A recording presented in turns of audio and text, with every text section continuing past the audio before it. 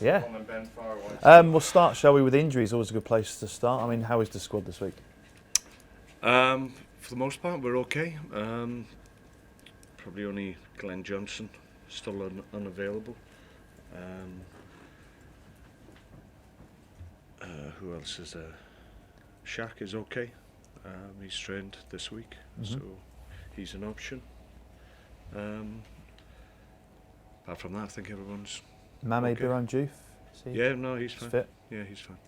And also, how's Jack Butland's recovery? He's doing very well. He's back with us now. He had 3 weeks in Qatar to try and push his recovery on, and had the green light clearly from the consultant to really up his work now on the grass, and he's been with the physios for the most part, and we're going to take it quite calmly and slowly with him, but at the moment he starts his day with the physios, and then towards the end of the session he goes with Andy Quire, our goalkeeping coach, to have more specific work, and that's our plan for the next 10-12 days or so, and then we'll keep on edging him forward, and hopefully by the end of that he'll be back with us in the group, and he won't be too far away after that.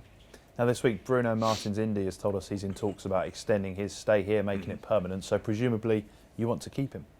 Well, yeah, absolutely. I mean, I think there's the will and a hope on all sides that we get it done. Bruno's come in and played exceptionally well ever since he walked through the door, and his level of performance has been really high in almost every game he's played, and it's not easy when you come to a new country, a new level, in my view, in comparison to the league that he was playing in, and he had to obviously adapt very, very quickly, which he was able to do, and that's credit to him. He's embraced everything that we're about, and we hope we get it done. I think we're very close, in fairness, and once it's done, I think Bruno will be happy and he can settle and understand where he's going to be in the next few years. Is there already an agreement with Porto? Yes, yeah, there is. Yeah, in terms of a fee, yeah. It's just about making sure that Bruno understands where we're going and what our ambitions are, and obviously, hopefully he'll want to be part of that. Now, I don't know if you saw the game last night, but Jose Mourinho brought out a banana to give to Marcus Rojo while he was on the pitch. Have you ever been tempted to bring out the fruit bowl for any of your players? No, not really.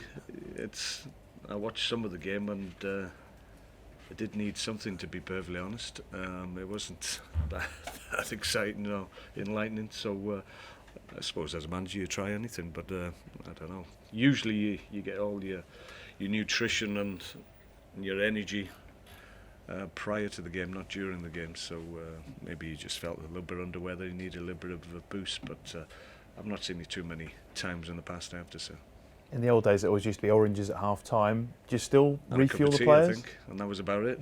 Yeah, a glass of water if you were lucky. So yeah, I mean that's part of the game that's really moved on to a great extent in comparison to when I was playing, and I think there's more knowledge and more understanding how the body works and how it needs to be refueled, and obviously if there is an issue and players are feeling a little bit lightheaded and feel they're losing glycogen, they've got to try and replenish that.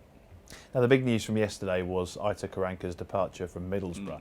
Is it something you now have to accept as managers, that ultimately you are dispensable?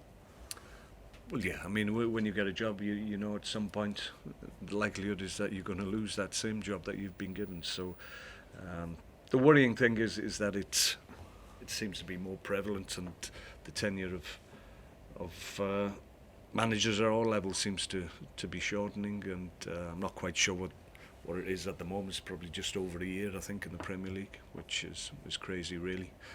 We're all trying to work with a view in terms of trying to develop clubs and players, and to be able to do that you need the time, and unfortunately a lot of managers aren't getting that.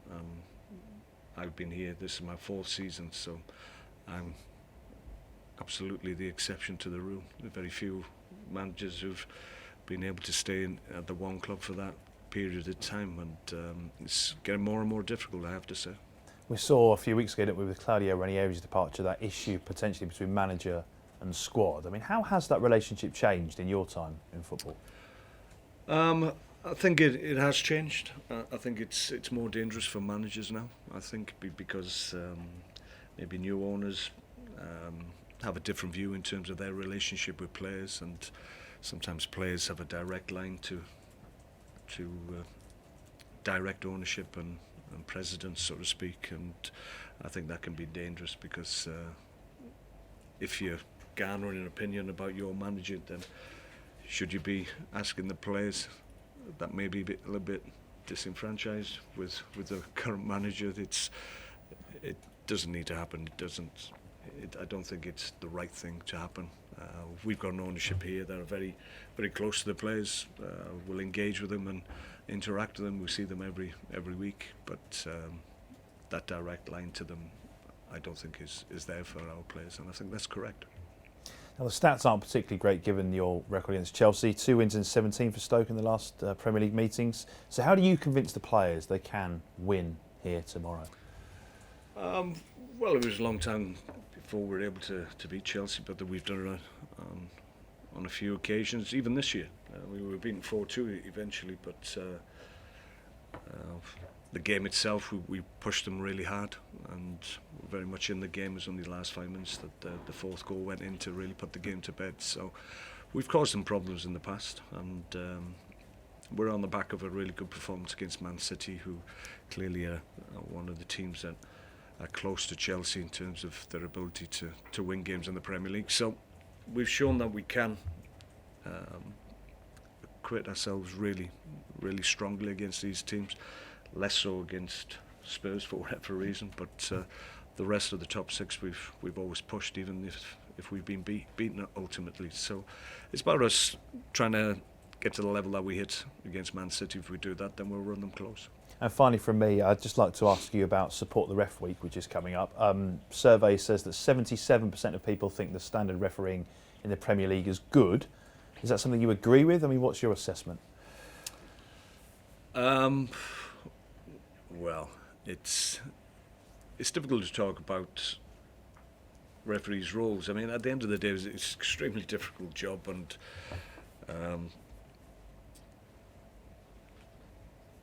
you have experience of that when maybe you pick up the whistle in training and try and have a go yourself, and you realise how difficult the job is. But I think there's more pressure on them now, just because they're a professional body, and maybe the standards we're expected to be extremely high once the decision to make them professional and give them the means to do their job better. Then maybe there's a discussion to be had of whether or not the investment has returned the quality of refereeing that the investment deserves. But that's for another day maybe. But for the most part, they're doing an honest job. They're doing it to the best of their ability, and you can never criticise that. At times they will get things wrong, like myself as a manager, and like players will always get things wrong in games. But from my point of view as a manager of a Premier League club who's trying to win games in a very difficult league, all we ask is that they get the key decisions, the match-defining, result-defining decisions correct, and if they get those decisions right, the rest of it you can live with. But it's the decisions that actually have a direct impact on the result for and against is what we're more concerned about, I think. So on that note, do you favour the further use of video technology? I think it'll eventually come. I think we've genie's out of the bottle to a certain extent, obviously with goal line technology, so it's been introduced at that level, and I think that will open the door for more introduction of video help. I think for the most part there's a little bit of it coming in now. It's not as flagged up as maybe it will be in coming years, but clearly there's referees sitting in rooms and having all the feeds coming in and having a look at incidents in games, and at some point that will be fed back almost immediately to referees, in my view. So I think that'll be a good thing. Like I said, I made my point earlier about the big key decisions, and I think that's the reason why they're trying to get those decisions right more often. Thank you. Okay. Okay, folks, thank you. Okay. Okay. Is that mine? Yeah.